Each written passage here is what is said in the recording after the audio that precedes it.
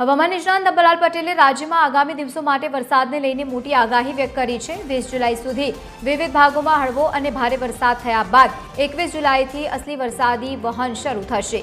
21 થી લઈને 25 જુલાઈ દરમિયાન અમદાવાદ અને વડોદરા સહિત મધ્ય ગુજરાતમાં 2 થી લઈને 4 ઇંચ સુધી વરસાદ વરસી શકે છે। આ ઉપરાંત ઉત્તર ગુજરાત સહિત પંચમહાલ, કચ્છ અને સૌરાષ્ટ્રના જામનગર સહિત દ્વારકા તથા પોરબંદરમાં ભારે વરસાદની શક્યતા છે। 26 થી લઈને 30 જુલાઈ સુધી વરસાદી માહોલ જામશે અને ઓગસ્ટની શરૂઆતમાં ખાસ કરીને 3 ઓગસ્ટથી ફરી અણધાર્યો ભારે વરસાદી માહોલ જામી શકે છે।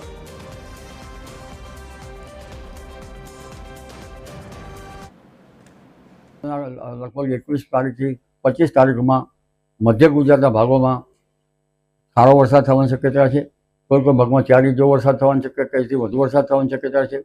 મહીસાગરના ભાગોમાં વરસાદ થવાની શક્યતા છે અને વડોદરાના ભાગોમાં પણ વરસાદ થવાની શક્યતા છે। અમદાવાદના ભાગોમાં પણ ભારે વરસાદી ઝાપટા પડી શકવાની શક્યતા છે। ગાંધીનગરના ભાગોમાં પણ ભારે વરસાદી ઝાપટા પડી શકવાની શક્યતા છે। આ ઉપરાંત ઉત્તર ગુજરાતના ભાગોમાં હળવાથી માંડીને 2 કે 3 ઇંચ કે તેથી વધુ વરસાદ થવાની શક્યતા છે। સાબરકાંઠા, અરવલ્લીના ભાગોમાં પણ વરસાદ થવાની શક્યતા છે। પંચમહાલના ભાગોમાં પણ વરસાદ થવાની શક્યતા છે। આ ઉપરાંત ઉત્તર સૌરાષ્ટ્રના ભાગોમાં પણ સારો વરસાદ થવાની શક્યતા છે। તારીખ 30 જુલાઈ સુધીમાં દક્ષિણ ગુજરાતના ભાગોમાં ભારેથી અતિ ભારે વરસાદ થવાની શક્યતા છે।